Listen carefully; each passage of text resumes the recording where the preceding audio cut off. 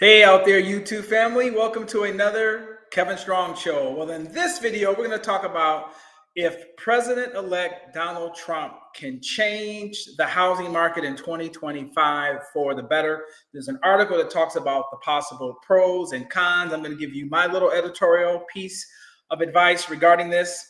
As full disclosure, I am a licensed realtor.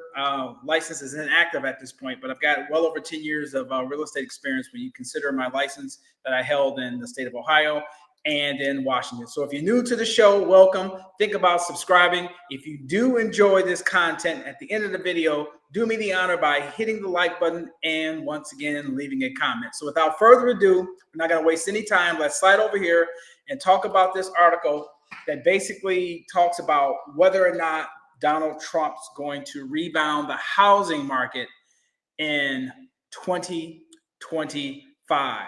So here are some policies that basically could affect the housing market. They're talking about, Donald Trump previous tax cuts under the Tax Cuts Job Act of 2017 gave many U.S. households more money back while raising taxes on others. However, it's not quite that easy. If he extends or expands those cuts, it could help families save for a down payment. So lower taxes under his administration could have a policy impact on housing, deregulation, making it easier, cutting out the red tape for people to qualify for loans, things of that nature. That type of policy can have a positive impact on the housing market. He's also talking about privatizing Fannie Mae and Freddie Mac, the two big government entities that basically insure your mortgage, basically. So by removing the government guarantees, but it could also raise rates, because if there's no guarantee that's being reassured or subsidized by the government, and it becomes typically privatized in a private mortgage lending environment, the investors are going to probably have to bump the rates up a little bit more because they're taking on more risk, because the government's not there in the event that the borrower defaults on the mortgage payment. Infrastructure investment could be a policy boom for housing because that can create local jobs. Here are some things that the article talked about. The policies could possibly hurt the housing market. Large labor shortages and deportation. That's a very controversial topic. You draw your own conclusions with that. I'm not casting any dispersions on one way or the other on that debate. But basically, stricter immigration policies could reduce the labor force in construction, leading to higher building costs and slower new home development. Higher tariffs. Everybody knows about this. He's all about protectionism within the United States borders. Once again, you draw your own conclusions on this. If Trump imposes tariffs on imported building materials like drywall or lumber, the cost of building homes could rise. Builders aren't likely to eat those costs. They'll pass them on to the buyer. That could obviously make a home more expensive to buy. Stronger growth equals higher rates. Trump is a pro-business and pro-growth president, but in a stronger economy often means higher inflation. If that happens, the Federal Reserve may have to slow or stop interest rate cuts, aka pause, keeping borrowing costs high. That would exacerbate the current affordability crisis that we're experiencing in this country. So does a stronger economy make things better for the home buyer? They talk about that a little bit here. A stronger economy has pros and cons. On one hand, higher wages and job growth can help buyers save for homes and qualify for a mortgage. On the other hand, strong demand can push home prices higher, especially with inventory still being tight. Keep in mind, all of these points that are for and against President Trump's policy are generalizations. They're in aggregate. Everybody's housing market is totally different. Obviously, the condo crisis that some of those folks that are facing in Florida can be a totally different condo market, let's say in California or Seattle or somewhere in the Midwest. So do your own due diligence. These are just aggregate point of view. So ultimately, should you buy a house in 2025? This article says the truth is that waiting for the perfect market condition doesn't always pay off. If mortgage rates drop significantly, more buyers will jump in, creating competition and driving up costs. If you're in a good financial position, you have savings, solid credit, and stability in your life, 2025 could be the right time to buy. Focus on what you can control, like your budget and finding the right home for your needs. Now, once again, this article was written by a realtor. So I'm going to give you some bullet points to take away from this before we close out this. I think a recession is inevitable. I think we're going to go through a lot of financial austerity before things get better.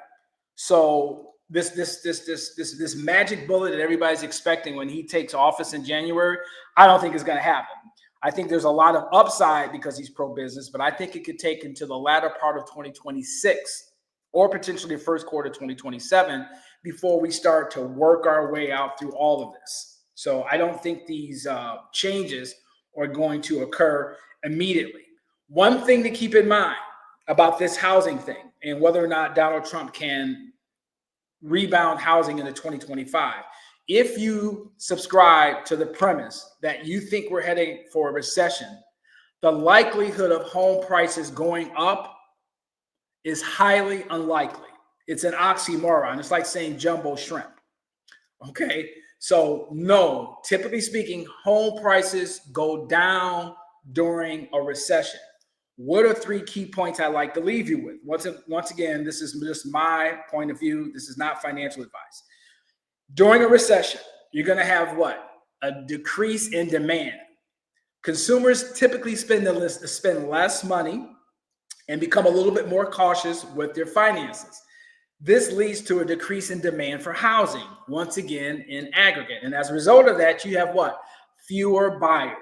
With less demand, there are fewer buyers competing basically for the same homes. This gives sellers less leverage, and they may have to accept a lower price. This could potentially initially bring prices down, once again, in certain markets. Mortgage rates stay low. The Federal Reserve may lower mortgage rates to try to stimulate the housing market because, once again, we're in a recession. This means buyers can buy a home with a lower monthly payment. But if they don't have a lot of consumer confidence, low rates may still not be enough to entice the average would-be buyer to purchase a home. I'd like to bring your attention back to 2008 when the Fed started cutting rates. The home market did not start to rebound in aggregate to like 4 years later, even though rates were really, really, really low because people didn't have a positive outlook on the economy. Elon Musk is talking about massive cut in a lot of bureaucracy, a lot of federal bureaucracies. As a result of that, a lot of federal workers are going to lose their jobs. That's massive layoffs. That's also going to increase unemployment. And we've got the inflation bug that everybody's aware of, keenly aware of. The inflation bug is not going away. It seems like it's ticking up. The most recent report that came out this week pushed the year-over-year inflation number to 2.7, which is 40% higher than the target 2% rate that the Fed has been talking about for the last 18 months. If you analyze these 3 categories, housing, food, and gas, housing has gone up 4% if you're analyzing it based on the most recent data. Food is going up 5%.